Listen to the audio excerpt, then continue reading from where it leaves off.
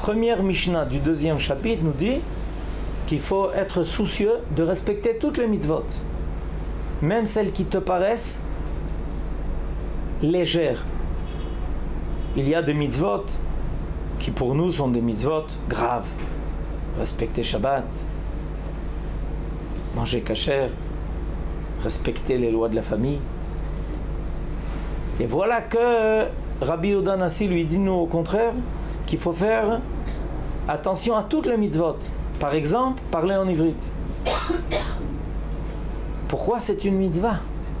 Pourquoi parler en ivrite, en hébreu, est une mitzvah? Parce que la langue est l'expression d'une identité. Notre premier ancêtre, Avraham, s'appelle Avraham Ivri, l'Avraham l'hébreu. Pendant 2000 ans, nous est arrivé un grand miracle. Nous avons réussi à faire survivre notre identité, bien que on vivait où tout était fait pour nous obliger à abandonner notre identité, à l'oublier. Oublier son identité, ça veut dire tout. Ça veut dire oublier qui on est, oublier à qui on appartient, oublier ses valeurs, oublier sa raison d'être, oublier pourquoi le peuple d'Israël a été créé.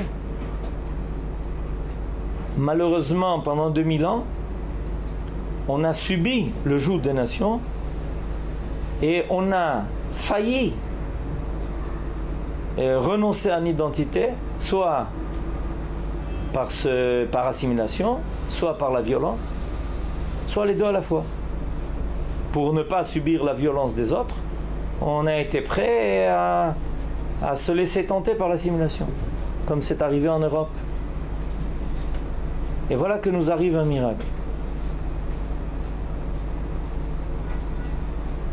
Il y a moins de 150 ans, tout d'un coup, le peuple d'Israël, sans se concerter des quatre coins de la terre, se lève et dit: on ne veut plus lutter pour faire survivre notre identité, mais au contraire pour l'assumer pleinement. Non seulement au niveau individuel, mais au niveau collectif, en tant que peuple. Nous devons réaliser notre condition historique de mener le monde vers quelque chose d'idéal, où il y a vérité et justice, où il y a crainte de Dieu et respect des hommes.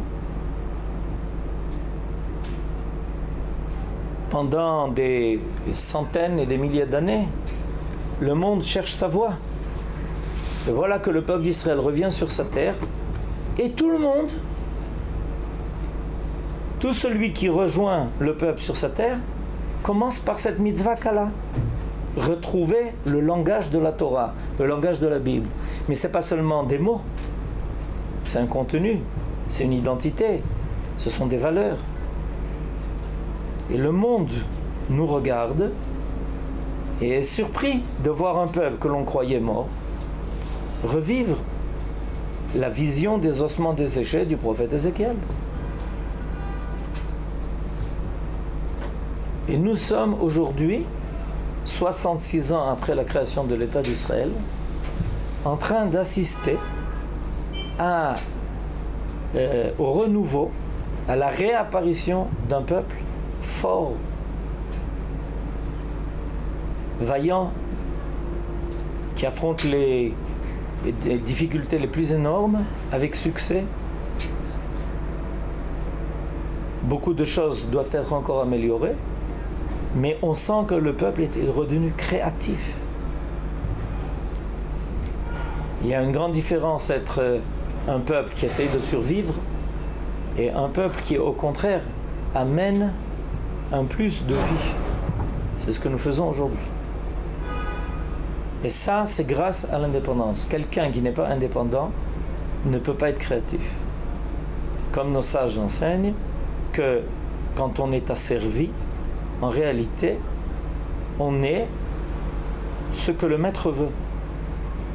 Et peu importe si on est asservi physiquement ou moralement, ou par une culture qui nous est étrangère, ou par une civilisation qui ne nous convient pas.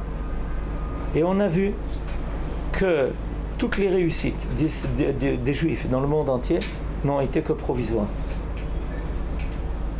On était en Espagne, on est arrivé au sommet. On était en Europe, on est arrivé au sommet. Et tout a disparu. Ça ne peut pas être définitif. Notre terre, est une terre de vie. Et pour pouvoir être créatif, nous devions retrouver cette indépendance. C'est le miracle de la création de l'État d'Israël. Ce n'est pas quelque chose de politique, c'est quelque chose de divin.